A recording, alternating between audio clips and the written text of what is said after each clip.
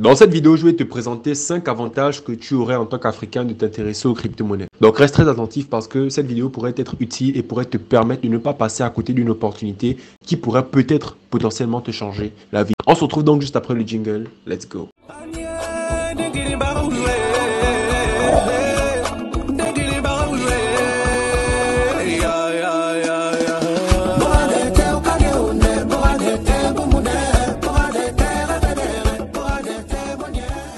Bonjour à tous, j'espère que vous allez bien. Bienvenue sur Crypto-Afrique Future. Sur cette chaîne, on parle de crypto-monnaie en Afrique. On explique à toute la communauté comment les crypto-monnaies fonctionnent de façon simple et pratique. Donc, si la thématique t'intéresse, n'hésite pas à t'abonner à la chaîne et surtout active la cloche de notification pour t'informer de toutes les prochaines vidéos qui paraîtront sur cette chaîne. Le premier avantage d'utiliser les crypto-monnaies en tant qu'Africain, c'est les transactions qui sont rapides et peu coûteuses. Lorsque l'on fait des transactions en passant par Western Union ou passant par la banque, on peut avoir jusqu'à 10% de frais sur le montant que l'on envoie. Tu vas envoyer 100 000, tu vas payer parfois 15 000, parfois 10 000, parfois 12 000. Si tu veux envoyer 1 million, tu vas payer parfois 100 000, parfois 95 000. Les frais sont exorbitants. Et parfois, ça peut prendre du temps parce que déjà, quand tu vas aller faire le Western Union, tu dois faire la queue. Le fait encore que lorsque tu veux, par exemple, faire un virement bancaire, ça peut te prendre des semaines pour arriver parce qu'il faut faire tout un tas de vérifications qui fatiguent. Les crypto-monnaies, par contre, vous permettent de pouvoir faire des transactions instantanément et sans frais. Ça veut dire que lorsque vous envoyez du Bitcoin à quelqu'un, quand vous envoyez de l'Ethereum à quelqu'un, quand vous envoyez du BNB, ce sont différentes crypto-monnaies que vous connaissez peut-être ou pas, vous allez payer des frais extrêmement minimes. Parce que les frais que vous payez ne dépendent pas de la somme que vous envoyez. En crypto-monnaie, même si vous envoyez 100 millions à quelqu'un, 10 millions, 40 millions, vous payez 0,001 $ de frais sur certains réseaux. En crypto-monnaie, parce qu'il faut voir qu'il y a plusieurs crypto-monnaies. Chaque crypto-monnaie a sa blockchain. La blockchain, c'est la technologie derrière une crypto-monnaie. Et donc, du coup, vu que chaque crypto-monnaie a sa blockchain, chaque blockchain, c'est comme un réseau téléphonique. On a le réseau Airtel, le réseau Orange, le réseau Move. Chaque réseau a ses caractéristiques. Donc, il y a des réseaux de crypto-monnaies sur lesquels vous pouvez faire des transactions extrêmement rapidement. Non seulement c'est super rapide, ça se fait de façon instantanée, mais il est frais, il n'y a pas de frais. Regardez le réseau Solana. Solana, c'est un réseau dans les crypto-monnaies qui vous permet d'effectuer des transactions comme ça en un claquement de doigts avec des frais très bas. Je vous le dis, les frais, ça frôle les 1 $, les 0,01 $. C'est incroyable, c'est incroyable. Pour ça, il suffit simplement que la personne en face ait aussi un portefeuille de crypto-monnaies pour pouvoir le faire. Si les Africains se réveillent aujourd'hui et comprennent que les crypto-monnaies pourraient être une alternative pour faire des paiements internationaux, on a tué le game, les gars. Parce qu'on va être beaucoup plus productif, beaucoup plus efficace. Imaginez avoir une monnaie comme ça qui vous permet de pouvoir transacter. Un peu comme si vous avez un Orange Money international. C'est pas plus compliqué qu'Orange Money. Hein. C'est aussi facile qu'Orange Money pour échanger les crypto-monnaies. Mais sauf que là, c'est plus rapide et c'est moins coûteux. La deuxième raison en tant qu'Africain de s'intéresser aux crypto-monnaies, c'est justement une continuité. Les crypto-monnaies permettent d'augmenter l'inclusion financière. On est plus de 70% de la population africaine qui n'est pas bancarisée. Grâce aux crypto-monnaies aujourd'hui, il suffit d'avoir un téléphone et une connexion Internet pour pouvoir avoir accès à un compte bancaire. Un compte bancaire qui est dans ton téléphone. Quand tu télécharges un compte bancaire en crypto, c'est comme si tu télécharges une application comme WhatsApp, Facebook. C'est le même principe. Tu télécharges un portefeuille de crypto-monnaies qui est une application comme par exemple Trust Wallet. J'ai fait une vidéo ici qui vous explique comment fonctionne Trust Wallet. Et avec Trust Wallet, vous pouvez stocker vos crypto-monnaies à l'intérieur. Et lorsque vous avez vos crypto-monnaies dedans, vous pouvez échanger de partout. De partout, vous pouvez recevoir de l'argent, même si vous êtes au fin fond de Mayumba, au fin fond des villages reculés là-bas. Quelqu'un qui est en Chine peut vous envoyer des crypto-monnaies, quelqu'un qui est aux États-Unis peut le faire.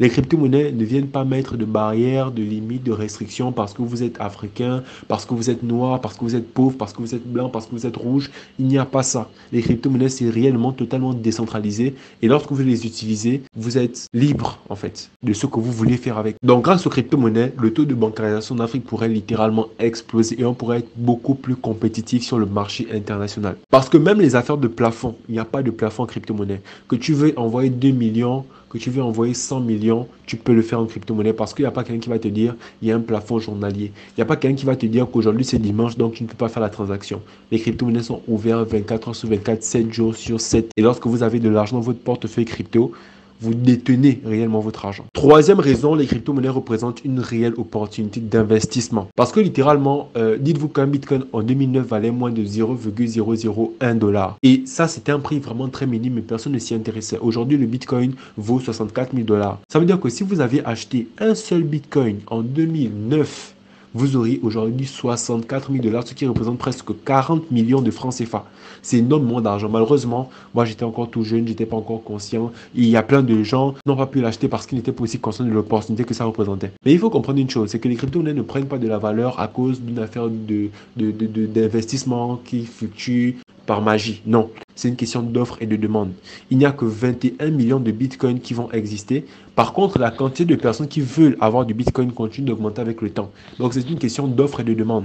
Si dans un quartier, il y a un boutiquier, il est le seul à vendre le pain et le prochain boutiquier est à 100 000 km, il pourra mettre le pain au prix qu'il voudra. Les gens seront obligés d'acheter parce que, justement, il y aura une rareté qui sera là. Donc, le point, il est là. Plus un actif est rare, plus il prend de la valeur. C'est pour ça que l'or aussi prend de la valeur. Le bitcoin, il n'y a que 21 millions. Par contre, on est près de 7 milliards d'habitants sur la Terre. Et comprenez qu'actuellement, il n'y a que 3% de la population mondiale qui utilise des crypto-monnaies, qui utilise du bitcoin. Donc, imaginez un peu, lorsque 50% de la population mondiale prendra conscience des avantages des crypto-monnaies. Qu'est-ce qui va se passer? Le prix va exploser. 64 000 dollars, c'est rien par rapport au prix que les cryptos pourront atteindre dans le futur. Donc, si vous vous positionnez maintenant dans cette optique-là, dans cet élan-là, vous pouvez dans 2, 3, 4, 5, 6, 7 ans, 10 ans, obtenir énormément d'argent grâce à la hausse du marché des crypto-monnaies parce que plus ces gens prendront conscience que les crypto-monnaies permettent justement de pouvoir avoir des avantages dans le système financier, pouvoir faire des transactions plus rapidement, plus simplement, avoir accès au compte bancaire, etc. Les gens en achèteront massivement. Et plus les gens en achèteront, plus le prix augmentera. Et vous ne voulez pas faire partie des dernières personnes qui vont acheter lorsque tout le monde aura déjà acheté. Vous voulez faire partie des personnes qui vont saisir l'opportunité avant qu'elle ne devienne évidente. Quatrièmement, les crypto-monnaies permettent justement de nous protéger de ce qu'on appelle les monnaies numériques de banque centrale. Lorsqu'on est dans nos pays africains, regardez un peu le Nigeria. Au Nigeria, ils sont en train d'éliminer le cash. Bientôt, il n'y aura plus de naira en papier. Ils ont créé justement une monnaie numérique de banque centrale, une MNBC. Le problème avec la MNBC, c'est quoi? C'est que ce sont des monnaies qui sont contrôlées et émises par des banques centrales. Ça veut dire que lorsque tu as une MNBC qui est créée par un État, il n'y a plus de cash, ce qui fait que l'État a le contrôle sur le compte bancaire de tous les utilisateurs de la banque. Ce qui fait qu'il n'y a pas de souveraineté en fait. Parce que quand tu as du cash par exemple, si j'ai 10 000 et que je te donne 10 000 en cash, personne ne peut savoir qu'on a fait un échange. Par contre, si tout est digital, et si la banque, et si l'État a le contrôle sur le compte bancaire, ça veut dire que peu importe la transaction que l'on fera, tout sera retracé par l'État, par la banque. Et donc, ça fait qu'il n'y aura pas de liberté, il n'y aura pas de souveraineté, il n'y aura pas d'anonymat, il n'y aura pas de vie privée. Et ça, c'est un gros problème. Voilà pourquoi lorsque au Nigeria, ils ont mis en place le INAIRA, les Nigériens ont directement sauté sur le Bitcoin. Pendant que le Bitcoin était à 35 000 dollars dans le reste du monde, au Nigeria, c'était à 40 000 dollars, tellement les gens se sont rués sur le Bitcoin. Parce que les gens comprennent au Nigeria l'importance de cette crypto-monnaie-là pour avoir la souveraineté de son argent. Quand votre argent est dans votre compte bancaire, votre argent ne vous appartient pas. J'ai fait une conférence dans laquelle je disais que c'est à la banque que votre argent est le moins en sécurité. Pourquoi? Parce que lorsque votre argent est à la banque, il suffit qu'il y ait un petit problème. Regardez un peu en Russie. Lorsqu'il y a eu la guerre Ukraine-Russie, tu étais un citoyen russe en France, tu te réveilles un bon matin et ton gestionnaire te dit que tu ne peux plus avoir accès à ton compte bancaire parce que tu es russe. Donc, quelque chose que l'État russe a fait, toi en tant que citoyen, tu subis les conséquences. Parce que tu es russe, on bloque ton compte bancaire.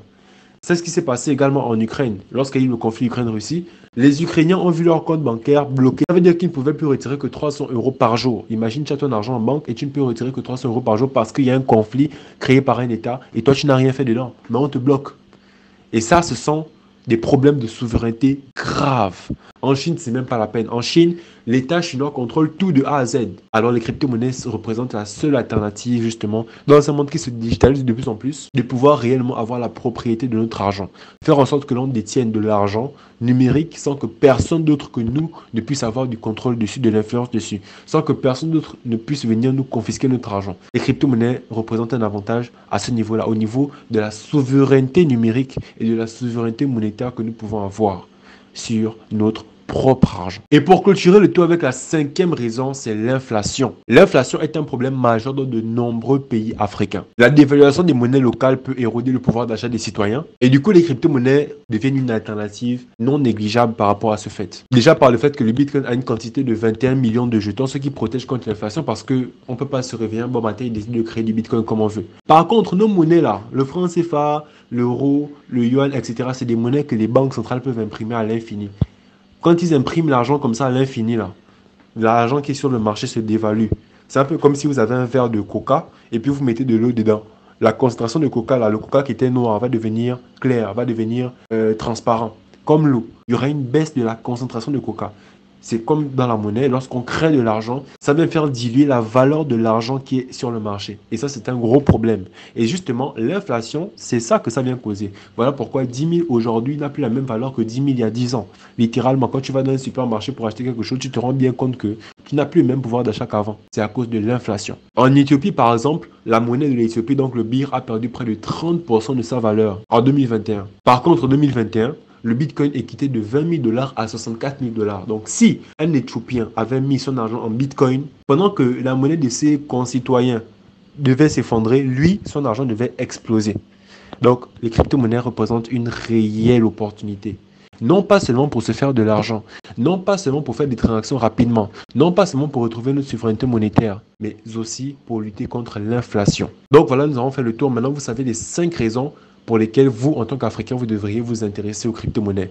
Si vous doutez de certains points, c'est que certainement vous n'avez pas toutes les informations nécessaires pour bien comprendre cette vidéo. Donc n'hésitez pas à aller sur la chaîne et regarder des vidéos un peu plus basiques qui vous permettent de mieux comprendre de quoi il s'agit, c'est quoi les crypto-monnaies, etc., etc. Pour les personnes qui veulent aller plus loin, n'hésitez pas à cliquer sur le lien qui est en bas de description parce que vous allez pouvoir là-bas avoir accès à notre masterclass 100% gratuite qui vous permettra de justement pouvoir comprendre encore plus de quoi il s'agit. Et si jamais après cette masterclass, vous êtes vraiment chaud, vous allez pouvoir cliquer sur le lien juste en bas de cette vidéo de masterclass qui vous permettra de pouvoir réserver un appel avec un membre de notre équipe pour pouvoir faire en sorte que l'on vous accompagne par rapport à votre situation personnelle. Parce que chez Crypto nous proposons des accompagnements 100% personnalisés pour vous aider et vous accompagner dans tout ce qui est investissement crypto. Merci beaucoup d'avoir suivi la vidéo. C'était Harley, fondateur de Crypto. On se retrouve dans les prochaines vidéos la semaine prochaine. Pick up les gars.